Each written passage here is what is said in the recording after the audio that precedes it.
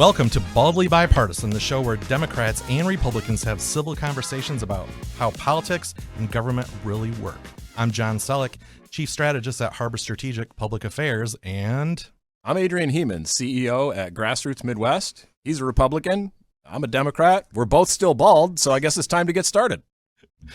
All right, Adrian, let's do this. One of the things that has happened lately in our What's Going On section is that the governor is going to have a book.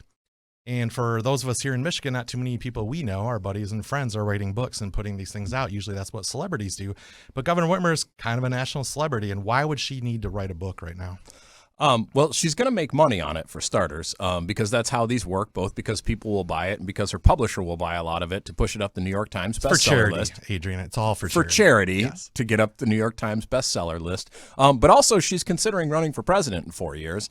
And I know it's your surprise face. She is considering running for president in 4 years. She's also going to have a lot of other options when she gets out of office.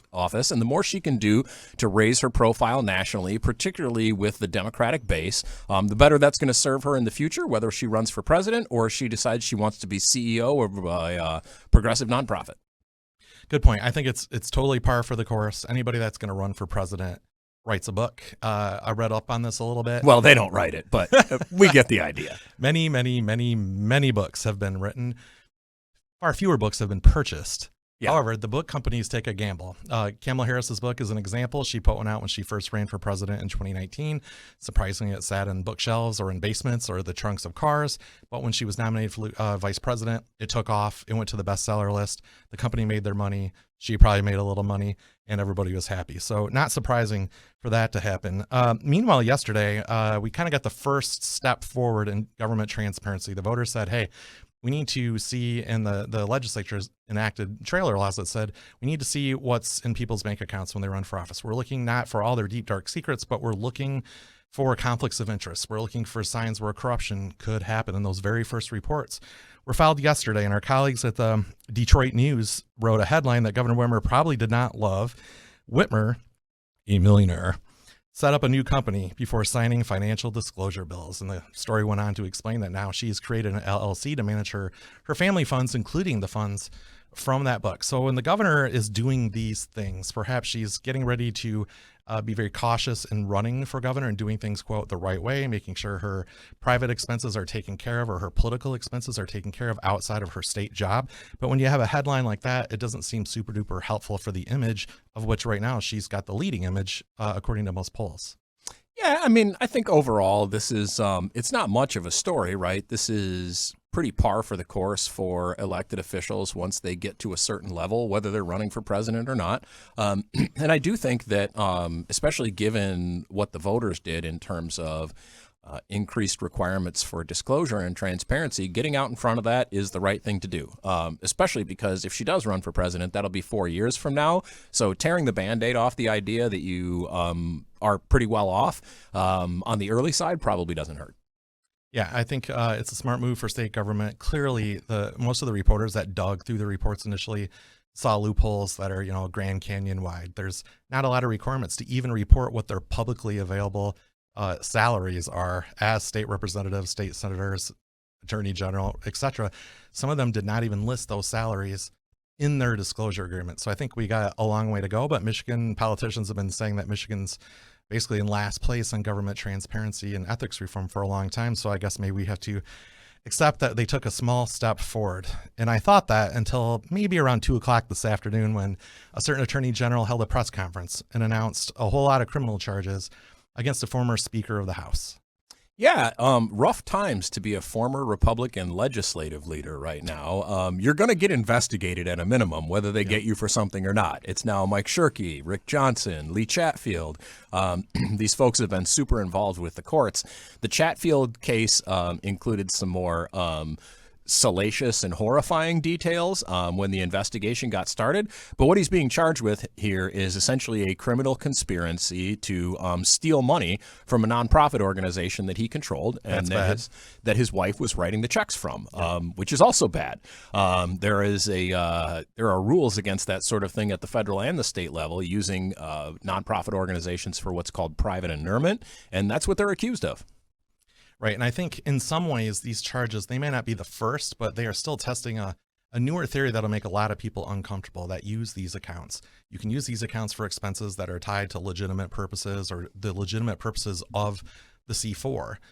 If it turns out you're just using it as your piggy bank to go out and have fun, it seems to be open season on anyone who's doing that. And I think it's safe to say that while not everybody is doing that, there are definitely going to be others out there. As AG Nessel said today, it's not a partisan issue, which means that she knows there's Democrats out there as well as Republicans that maybe they just get a little slappy. It's pretty easy to think, oh, I'll get refunded for this trip or that trip. The stuff they laid out today, if it's true and proven in court, is pretty egregious. But my sense is it's not the only one that's out there that's doing this, but that by no means means that everyone is doing it. Yeah, this is actually kind of a difficult issue. I mean, the conduct that the former speaker is accused of is especially egregious in terms of just stealing money for his own personal benefit. Much more common is elected officials controlling these 501c4 organizations and using them for their political benefit as opposed to just their private enjoyment, which the former speaker is accused of here. And that is incredibly common. I think we've all sort of seen that around this town for decades now. It's a difficult issue to unwind because of the obvious First Amendment implications where, anonymous paid political speech is explicitly protected under the Constitution.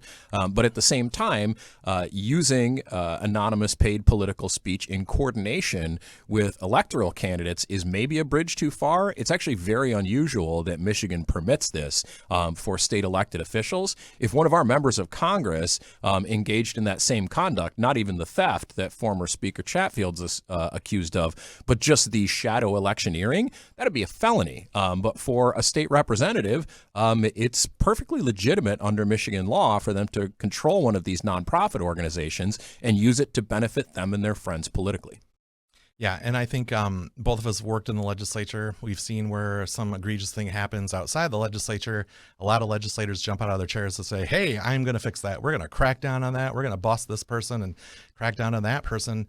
It's a little trickier when it turns out they have to increase the penalties potentially on themselves. We don't see a wide open transparency and FOIA package in place right now. We don't see a super good self-reporting personal financial disclosure thing that we talked about a minute ago.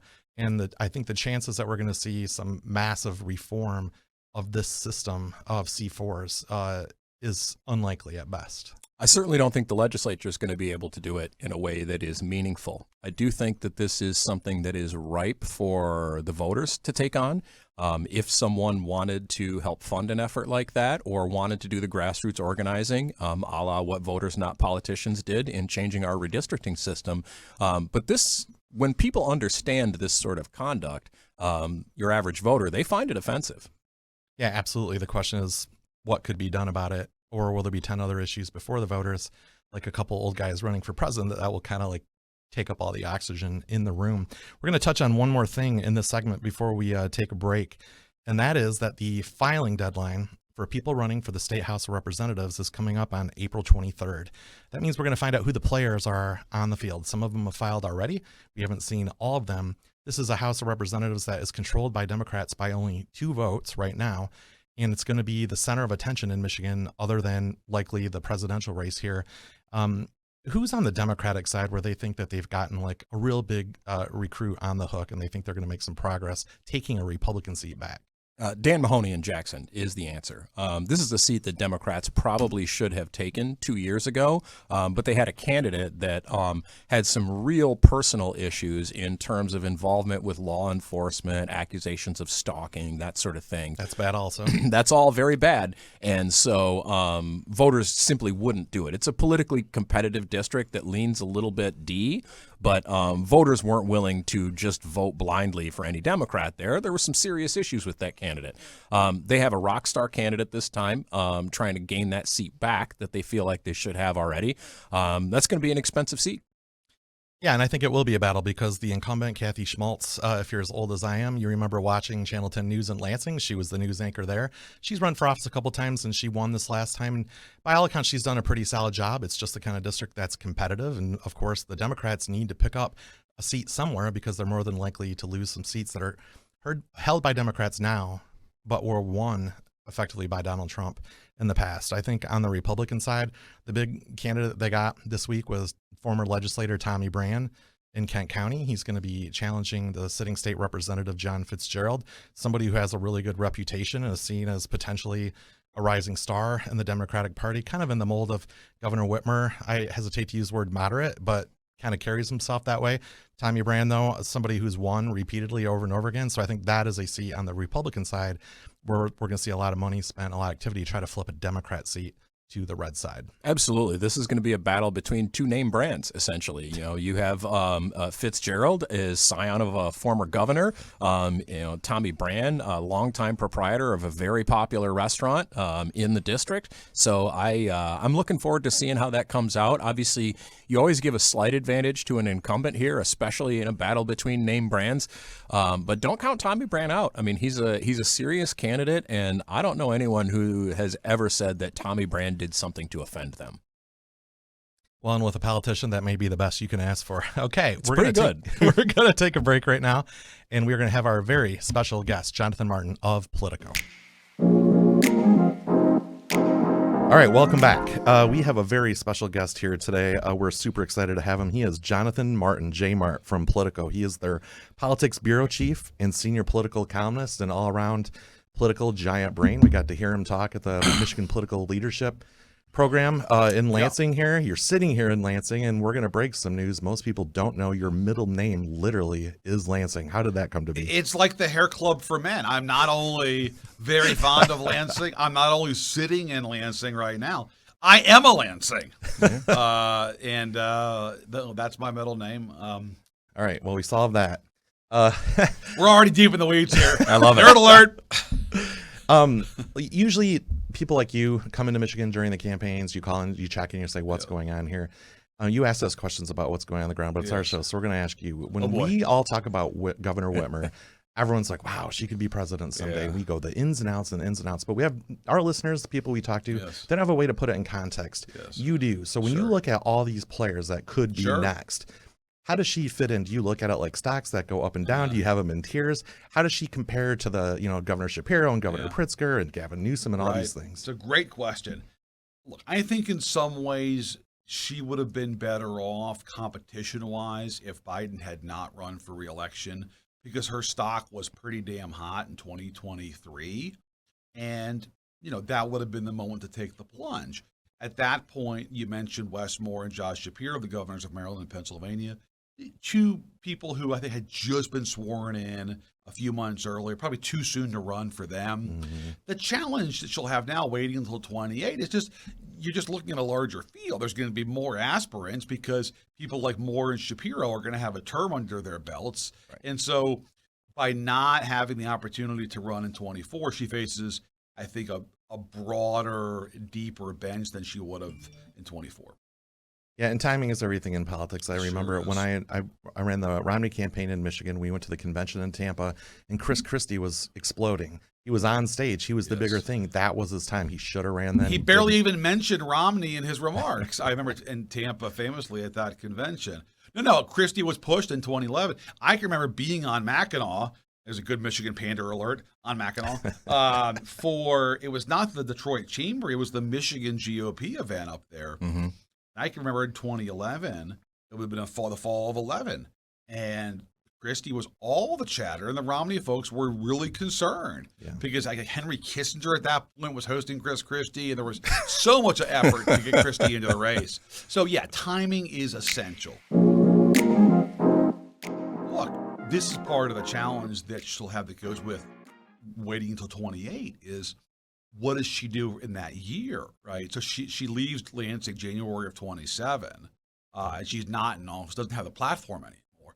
Now, you can start running for president at that point, but it's a little tougher when you're not actually in office because you just don't have that platform. You think also it's cyclical? If we step back in time 5 years or whatever, it's all senators. It's Klobuchar, it's Cory Booker, it's obviously Bernie and Elizabeth. Now it's a pack of governors. That happened to the GOP too, I guess. Do you think that's just cyclical, or are there senators waiting to come out of the woodwork? Is Cory Booker going to make It's a good insight. I still think you'll have senators run. The old line in Washington is that 100 senators look in the mirror and they all see a president. It was shocking this past cycle. There was only one senator who ran for the GOP nomination, and it was Tim Scott, and obviously that didn't last very long. Now, this is an exceptional cycle, right? Trump has taken over the party. You have a generation of Republican senators in their 40s and 50s who are just going to wait Trump out, right? The Ted Cruz and Josh Hawley and Tom Cottons of the world, who just didn't see any opening at all to run. But that's the exception. I find it hard to believe that in 2028 you wouldn't see multiple Democratic senators look at it. Klobuchar, Booker. If you've already run once, you're probably going to want to run again. Yeah. Those are the obvious people. And then you'll have folks that we're not even thinking about right now who will take a look at it, I think, too. So I think it'll be a mix of govs and senators. But you're right, John. I think it'll probably be a few more govs next time around than senators. You laid out a pretty interesting theory that I think caused a lot of people at the conference to kind of scratch their head for a second and they go, oh, wait a minute, he's kind of right. And the Democrats don't want to admit this, but you said Donald Trump controls both parties. Yes, Donald Trump is the sun which we all kind of revolve around, right, in American politics. It's not an American story. It's such a break from American political history, which is why it's hard for us to grasp. But it's a much more common story in other countries, which is a strongman takes control of one of the two major parties, in our case, two major parties, but a strongman takes control of a major political party, remakes it into his own, and dominates that party. And opposition to that strongman is what animates the opposition party. That's a pretty common story in other democracies around the world. Yeah. We just haven't had it here because we've had a more unique system that has held up for a long time. But certainly, it's self-evident that Donald Trump controls the GOP. He's going to be the nominee for a third consecutive election. He can control primaries down ballot, and 2/3 of the party is dedicated to him through thick and thin. What's less obvious, John, is how he controls the Democratic Party. Yeah. But he sure does, because for 9 years almost, he's been the best organizer, mobilizer, and fundraiser for Democrats. They have lived off of Donald Trump. He's been their best asset. They've won up and down the ballot because of backlash to his policies. He's what unifies a coalition that is totally ungainly, that stretches from AOC on the left to the Bush and Cheney families. Political actors who have nothing in common besides one big thing, which is they don't want Donald Trump to run the country. And so Democrats, because of that, are consumed with Trump. And that's what shaped their nominating Biden in the first place in 20. And it's what shaped them sticking with Biden in 24. They don't want to rock the boat. They don't want to take a risk on pushing Biden out or gambling with somebody new, because you just can't do that when Trump is waiting. And so I think that sense of prudence, of caution, was Biden's best asset in 2023 and 24. Right. It's why he had no real primary challenge. There was just no appetite, because it's not about Biden. It's about Trump, right? I mean, Biden, in a lot of ways, for all his accomplishments, is a placeholder who is not Donald Trump in a lot of ways. He's not Trump. Yeah, I've referred to him as a replacement level Democrat a lot, and I think that's right. You can kind of map whatever you like onto President Biden that gets you over the hump for voting for the non-Trump candidate. Because you're voting against Donald Trump. That's right, and I think that's an important point in that, if you look at the policy preferences that are animating the two American political parties right now, they're actually both deeply unpopular with the electorate, right? But what animates people on both sides is how they react to this celebrity, which is, in fact, a pretty American story, at least 21st century America. It is. But the power of celebrity is an older American story. I mean, Trump reflects a kind of P.T. Barnum, Buffalo Bill type culture. He transformed it to politics in a way that we hadn't seen for the sweep of the country's history. But you're right. That power of celebrity is enormously important. And I think it's what made his campaign different in 2016, and it's why he is still where he is today. No, look, at some point, the Democrats are going to have to figure out what their identity is beyond not Donald Trump. But that's kind of like saying, well, once the asteroid passes by the Earth, the Earthlings are going to have to figure out, what's next. But, for now, they're focused on the damn asteroid because it's hurtling towards Earth, right?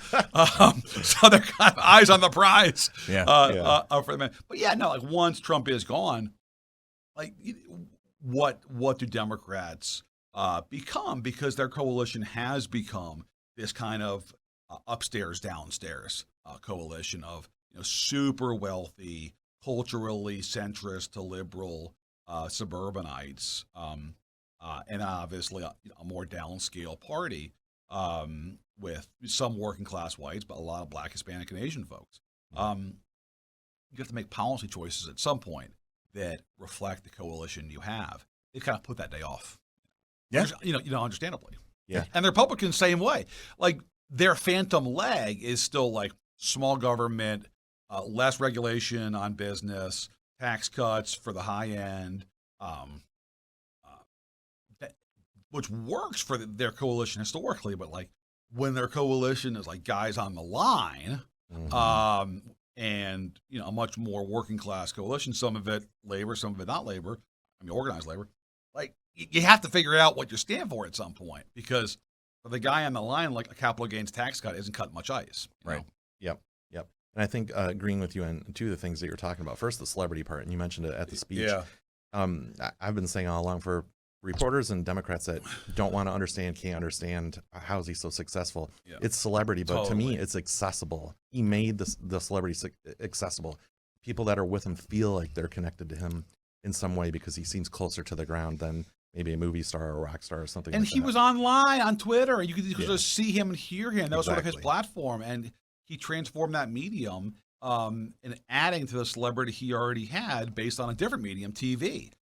So he kind of mastered the New York tabloids print. Then he mastered national television, and then he got online. So he's kind of made his way through these three different genres, different technologies, but all representing a media platform of some kind. And I think his comments and his provocations were kind of viewed with a shrug or a smile, in a way, because he was not judged as a politician. We spent so much time on gaffe alert. Oh my gosh, can you believe that politician said X, Y, and Z? Or scandal, there is some baggage. And it didn't matter for him because he wasn't judged as a politician. Right. And he could get away with stuff that others couldn't because he had that sheen of celebrity. I was here in 2012 when Romney barely fended off Rick Santorum in the Michigan primary. And if Romney had lost that race, I think it would have been an extraordinary season because the Republican Party would have had a real Donnybrook of a primary, and somebody else may have come into the race late if Santorum had won here. Now, Romney held him off because he had so much more money in an organization. Yeah. But I raised that because the Trump phenomenon is not just Trump. We saw the party's realignment here as early as 2012. Hell, we saw it in the summer of 2008. I can recall coming here in August of 2008 after McCain put Palin on the ticket, and they had a rally at the amphitheater in Macomb County. Yeah. What's the name? At Freedom Hill. Thank you. Yeah. And she got the much bigger response than McCain did. And I realized they're all here to see her. Yep. So the Trump phenomena, I think he electrified it with the power of celebrity. Absolutely. But the ground was laid earlier, and you saw the realignment in the party happening well before Trump. Yeah, I agree with that. Now, that said, that kind of leads us into your column that you have out right now. You're saying the funniest thing in Washington, or the craziest thing, would be to say if you think Biden now has a chance. Yes. The smart set, perhaps overcompensating a little bit for their past errors, is now so eager to say that Trump has this in the bag. Trump's coming back. It's inevitable. Nothing you can do. Whether it's the publishing industry, obviously the press, the diplomatic corps, the kind of New York to Washington elites. It's almost become an article of faith that Trump's inevitable. And I just think that stock is overpriced. Not because Trump isn't the favorite. He is. Today, Trump would win. But just because 6 months is a lifetime in politics, and it may be Donald Trump's to lose, but he could do just that because he's Donald Trump. Right. And he will say and do things that could create challenges for himself and opportunities for Joe Biden. It does seem, though, that since the State of the Union, that a lot of talk about Biden's age and some of these other things have changed. Now, the other part of that isn't necessarily talked about as much, but you've mentioned it, is the Biden campaign actually seems to exist now. He's on the road. He's out doing things. They actually put out a bunch of job postings and hired people, right? Like, what were they waiting for? It's a really good point. It's famous that Obama sent all the guys back to Chicago a year ahead of time to get started, and that wasn't happening here. Biden was late to the game in terms of organizing his campaign. He was reluctant to let some of his brain trust leave the White House to go to the campaign. Yeah. It has happened. They're now running a real campaign. They're pushing, oppo on Trump. They're going after Trump every day now. Biden is stumping more. I think Biden likes being on the trail. Biden likes being out of the White House. It makes him happier. He seems to like being president. They couldn't get him out of the place. I mean, this was the biggest thing, John. There was this period a couple months ago where every Republican said, oh, Biden's not going to be the nominee. They're going to replace him. There was always they. Yeah. They're going to replace him. There is no they. Who's the they?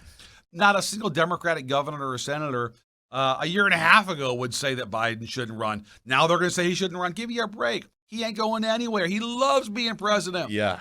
He loves being president. He's not 100%. walking away from Air Force One, Camp David. It's a lot more ice cream. His cones entire to pick up. adult life has been building towards running for Correct. president. That's why he did it more than once. He's not giving it up now that he caught the brass ring. And the idea that, well, he's 81. He doesn't feel like he's 81. He feels like he's in the prime of his life, and he's got a war in the Middle East, a war in Eastern Europe. He feels like he was born for this moment, right? Right. So the idea of Joe Biden voluntarily giving up the presidency because they are going to pick somebody else is the biggest load of shit I ever heard in my life.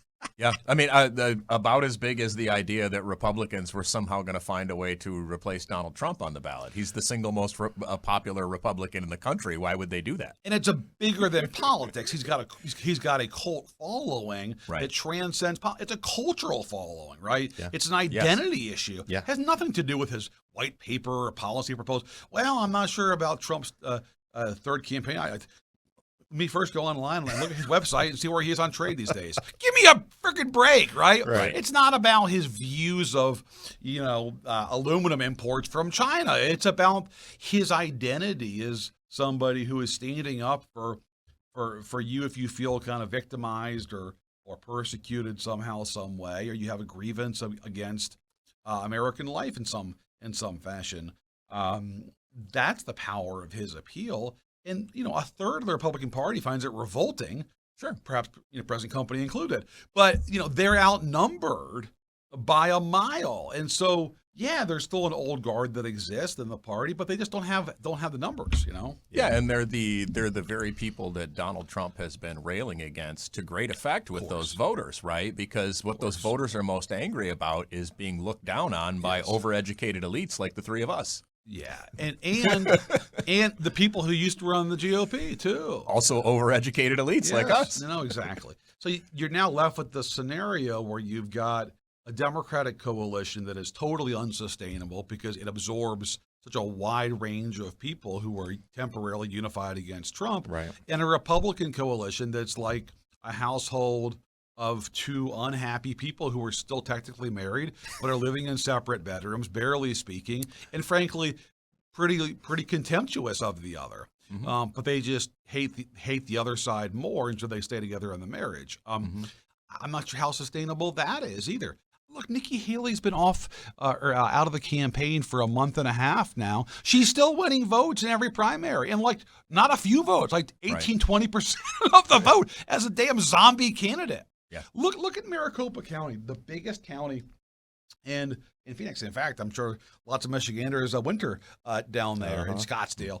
Probably found a good coney. In fact, I know you can. And Culver's as well. So look, she is out of the race for a month, and she got 20% of the vote in Maricopa County. Yeah. DeSantis got 2%. So Donald Trump lost 22% of the vote, the biggest county in Arizona, after he's already the nominee. It shows that the dog still won't take the pill. And the dog is, whatever is left of the old guard. They don't want to accept Trump as their standard bearer. And you can put the damn pill deep in the Alpo. They're not going to eat it. They're gonna nose around. They're going to eat everything but the pill. Okay, they don't want to take it. Now the question is, on Election Day in November, they got no choice. Right? There's no Alpo to eat. It's just only the pill. Right. And it's the pill or nothing. Yeah. So we'll see what they do. Yeah. But that's why, by the way, that's also why Chris Christie not running for no labels, I think, is pretty important, because for that 20% of the GOP vote in a place like Maricopa County in Arizona, it would have given them an escape hatch. It would have given them somewhere to go, because Look, I think that they're going to find every excuse in the world not to vote for Joe Biden before eventually having to vote for Joe Biden or just skipping the top line. Yeah. Christie would have given them an easy escape hatch. All right. Well, one person I don't think you've had dinner with yet is Bobby Kennedy. You had an interesting theory about basically that he's going to be painted by a lot of third-party groups, whichever way they're going to weaponize him. Now, we know the Democratic Party is very concerned about him. They hired Liz Smith, the political guru of Traverse City's own Pete Buttigieg, right? You guys claim Pete. Also, Mallory McMorris, the state senator here. Exactly. That's right. Well, they're using both of them to bracket Kennedy wherever he goes. So now we got a Michigan connection here on that front, but it's not just the Dems that are concerned. Probably in the long run. No, because I think Kennedy will be weaponized to hurt both Biden and Trump. Look, Democrats have Jill Stein and Cornel West potentially taking votes from Biden's left flank. They need somebody to take votes from Trump's right flank. Right. And Kennedy, which is incredible to say about somebody named Robert F. Kennedy, but Kennedy has the potential to do that, especially with the anti-vax crowd.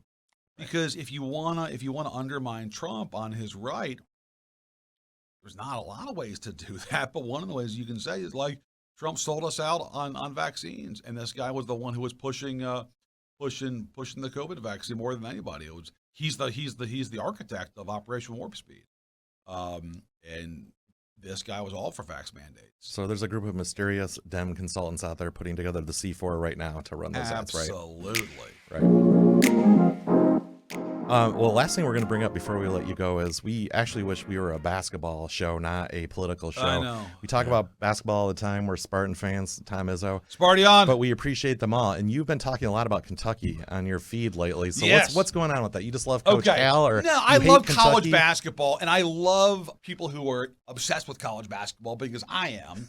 And there's no collection of fans, I don't think, anywhere in sports that are as rabid as UK basketball fans. I guess Bama football fans are up there, and I guess maybe in an earlier year like Red Sox fans. But I think right now the UK basketball fans are so incredibly intense, and just the melodrama that has played out since they lost in the first round. Then Cal was going to stay. Then all of a sudden, over the Final Four weekend, he steals the headlines from the actual Final Four by bolting to Arkansas, a conference rival. Yep. And then Kentucky is like left holding the bag at the altar because they get turned down by the guy at Baylor, Scott Drew, because his wife doesn't want to move to Kentucky and face death threats because the fans are so rabid. So they have to fly back from Waco to Lexington with an empty plane. No Scott Drew. And they're desperate. And the fans are like apoplectic. And they go and get one of their own, guy on the 96 title team. But he happened to be like the unproven coach at BYU. Right. And like you tell UK fans, it's kind of like what Indiana basketball fans were. It's like, no, we're better than that. Like, we deserve a bigger name than the BYU coach. So it's just been fun watching that unfold. But I stupidly bet against Izzo, and I picked against Michigan State in the first round. It's just like the dumbest thing you can possibly do in your bracket. Because besides that one year when they lost to Middle Tennessee State, they always win the first round, you know? Yeah. Although the last couple of years, so they lost to Kansas State in the 16 round last year. They lost in the second round this year. A bit of a down period for Izzo, huh? He's taken some heat, and I thought it was the most negative I've seen him. I mean, it was right after he lost to North Carolina, and they actually put up a fight in the first half anyway. And he said, they're like, well, if anybody wants to get rid of me, I'm not going anywhere, or I'm going to die trying. Like, what was funny was watching the Oakland, speaking of UK, watching Oakland beat Kentucky with Rocket Watts. Yeah. Yes. Because he started in Lansing. I remember I was here in 2020 for Cassius Winston's last home game. That's amazing. At Breslin, which was an incredible experience. And he kissed the court at the very end of the game, which was neat. Yep. And Rocket Watts was like the promising freshman guard for the Spartans. Yeah, and right. I guess he bailed out and took down Coach Cal and sent him to Arkansas. Incredible, right? A Hillsdale transfer who was raining threes all night. Yeah. And then Rocket Watts, who left MSU to go to Oakland. This guy is a fan. Yeah. And I love it. And they transformed the face of college basketball by knocking out Cal in the first round. Yeah, what absolutely. a story, man. Right. Everything can be traced back to Michigan. All right. Well, we don't have a rivalry with you. We love you. We'll have you back the next time you're here. Thank you so much for being here, Jonathan really Martin. appreciate it. Check out his column at Politico.com. Go green. Go white. Thanks, y'all. All right. Thanks. All right, Adrian, we are back. We're back for our last segment. It's called Look Ahead. We're going to see what's going on today. This very special Tuesday happens to be special election day, and that's where 2 open House seats are probably going to be won by Democrats, thus restoring the majority for Democrats that they've been waiting to get started on for maybe 6 months since last year. So while the public doesn't think the legislature probably accomplishes or does much in general, we all know here in Lansing, all the folks around this bubble downtown here in Lansing have been anxiously waiting for this election day to happen so that the Democrats can take majority and start doing something. Let's see what the fights are going to be before we leave for summer break. One of the big fights that's already been laid out, the governor was in Grand Rapids, and she was asked what she hopes to be working on. The budget, number one, is obviously the most important thing. They have a constitutional obligation to get that thing done and a legal obligation. They've already been doing a lot of work on that behind the scenes, but inevitably all the arguments and fights over where all the dollars are going to go are important. And one of those big fights where the governor seems to really be differing from a large part of her caucus, perhaps the more progressive part of her caucus, is on the SOAR fund, which I think is being renamed Make It in Michigan or something like that. Bottom line is state funds that would go to attracting businesses to Michigan. Yeah, and there is a little bit of a fight brewing between some progressive elements of the Senate Democratic Caucus and the governor in terms of keeping some of those dollars more local, particularly investing them in housing, which is on the list of budget-busting items that Michiganders, Americans more broadly, are dealing with right now. The cost of housing is number one with a bullet, right? And so there is some smart politics embedded in what these Senate progressives are advocating for here, and I think ultimately the governor is going to have to dance with them a little bit. That's not to say that the governor's not going to get some of what she wants here in terms of economic development funding to try and lure major corporations here, whether you enjoy that policy or not. Yeah. But I think it's pretty hard to say no to investing in housing in the state of Michigan right now, particularly in transformational housing. You know, we've got a lot of empty office space in this state. I'm sure you saw just yesterday that GM announced that they are moving their headquarters out of the RenCen in downtown Detroit. Things like that are outstanding candidates for some state investment because retrofitting office towers into housing is difficult and doesn't make a ton of market sense without a subsidy, but there are these massive buildings that are just standing there that people could live in with a little bit of TLC and investment. Yeah, and somebody who's already been really good at making those transitions is Dan Gilbert in Detroit, and I'm pretty sure when he rides the elevator up in the RenCen, it's got the best views in the city. It's got the views of the Detroit River and a whole other country. You can probably picture that turning into housing. We're guessing for him. Maybe we should join him in this game of Monopoly and see what happens. It is a big deal that GM is moving. I think a lot of people were on edge. There's a lot of rumors if GM would leave and be out here. The fact that they basically just moved up Woodward a couple blocks is a good thing for Michigan overall. It still means a change in the way offices work in Michigan, the way that corporations, the things that they need to be headquartered somewhere are getting to be less and less. But nonetheless, it looks like on the surface it's going to be a win-win when all is said and done. Last thing we're going to talk about here today is the news, but we were in the news. You and I were in MLive in a story by Simon Schuster. Check it out at mlive.com, talking about the 2026 governor's race, if you can believe it. We're trying to think who's next, because if everyone is talking about the governor leaving, then naturally by now we should start talking about who would take her place. And so there's a big list of folks that are in that story on the Democratic side. What are some of the people that you eyeballed in that story? Well, top of the list, you have to put Detroit Mayor Mike Duggan, right? He's potentially the most experienced political hand in the state of Michigan right now. Yep. You know, comes out of the old McNamara machine, but managed to come out of that. I won't say whistle clean, but as clean as anybody came out of the McNamara machine. Outstanding fundraiser, politically connected across the country. If he wants to be the Democratic nominee for governor, you have to call him the favorite right now. Other folks that could run, Secretary of State Jocelyn Benson. You know, there have been rumors about her wanting to run for a while. She certainly seems to be trying to position herself that way. Oh, yeah. The Lieutenant Governor, Garland Gilchrist, certainly his name is going to come up because he is the Lieutenant Governor, although I think that he might need a little bit more political seasoning before running statewide on his own.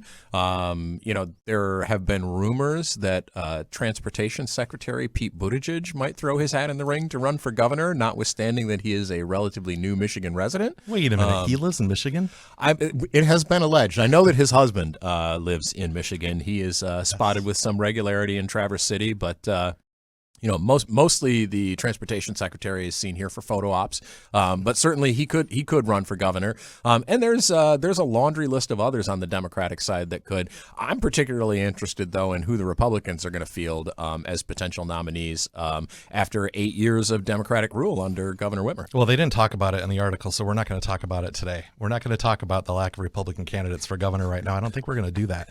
But what we will talk about a little bit more is, I think you're right. I'm going to agree with you on something. Mike Duggan, you could put anybody up against him and say who's got a more strategic mind, who's made all the moves behind the scenes to stay in power for a long time. This isn't somebody right now who looks like he would have to leave the mayor's race because he was running out of rope. He could go back in and run for mayor again and still be there. I mean, he's been there long enough now that there are people starting to line up. The dominoes are going to fall with Whitmer leaving. If Duggan were to leave, then we're going to talk about everything going on in Detroit. But and certainly, Lieutenant Governor Gilchrist is a resident of Detroit, and some folks have suggested that he run for mayor, but it sure doesn't sound like that's what he wants to do. He wants to run for governor. And frankly, when you look back through history, I can make 2 points. One, almost every lieutenant governor wanted to be governor afterwards. And almost no lieutenant governors have become governor. We have to go all the way back to Bill Milliken, who was George Romney's lieutenant governor and managed to become governor. Now, if Governor Whitmer left early for any reason, let's not even waste airspace talking about why that could happen, then he would have somewhat of a leg up. He would have a lot of work to do, but he would have a leg up if that were to happen. But right now, we don't have a reason to believe that'll be the case. It's going to be a knockdown drag out. And really, it's kind of like with our elections constantly being sweeps, we're looking at like what we faced when I worked for Attorney General Bill Schuette in 2018. It's an embarrassment of riches as far as political talent when you have the Attorney General last time, the Lieutenant Governor Brian Calley, great candidate. A state senator ran. Like, there's just a lot of people there. And on the Dem side, they have all those statewide races plus the mayor's slot. The problem will be that if they all run and they can't clear the field, sort of like they did in the U.S. Senate race with Alyssa Slotkin right now, it gets ugly, it wastes money, it spreads negativity, and it could be a real problem. So it's going to be an interesting thing to watch as they sort that out. On the GOP side, we don't have that problem, so we don't have to worry about the negativity yet. Yeah, I think the one thing I would quibble with that read is that I think the Mayor Duggan has the advantage that he is on television virtually every day in the largest media market in the state. None of the other potential candidates for governor on the Democratic side can say that. And I think it would be a mistake to underestimate the value of that. We only need to look back. I'm sorry to keep dragging your political tribe into this, but when former Detroit Police Chief James Craig was running for governor before the signature scandal, he was number one in that primary with a bullet. And it wasn't because he had particularly great things to say or was running a particularly efficient campaign. It's because he was on television in the state's largest media market every day. And so the voters knew who he was. None of the other candidates besides Mayor Duggan can say that. No, and right now we're looking at voters in the presidential race who aren't comfortable with Joe Biden, and they're not super duper comfortable with Donald Trump, but they're looking for somebody that actually gets stuff done. And there's probably a lot of people, even if they're Republicans or don't love how long Mayor Duggan's been in office and all the stuff all the arms he had to twist to get stuff done, they know he gets stuff done, and that would be a tough battle. Secretary of State Benson, somebody just put out an analysis the other day in Murr's newsletter showing all the House seats that Governor Whitmer won, that Republicans also won. But then there was another tier of seats, past seats that Governor Whitmer won, that Secretary of State Benson won. Now she was up against a more than terrible candidate on the Republican side. But when you run for Secretary of State, you get a lot of votes. A lot of people are in your offices. There is the potential that she would present a good challenge. But I don't know why the Democrats would want to see that challenge take place. They want to help narrow the field and figure out whoever it is, that it's not a knockdown drag out.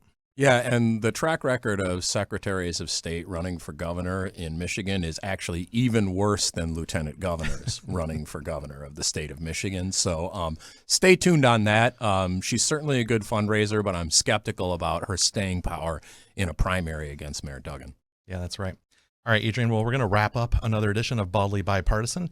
Thanks very much for being here today. If you want to know more about Baldly Bipartisan, just check us out at baldlybipartisan.com. I swear we're going to shout at each other one of these times.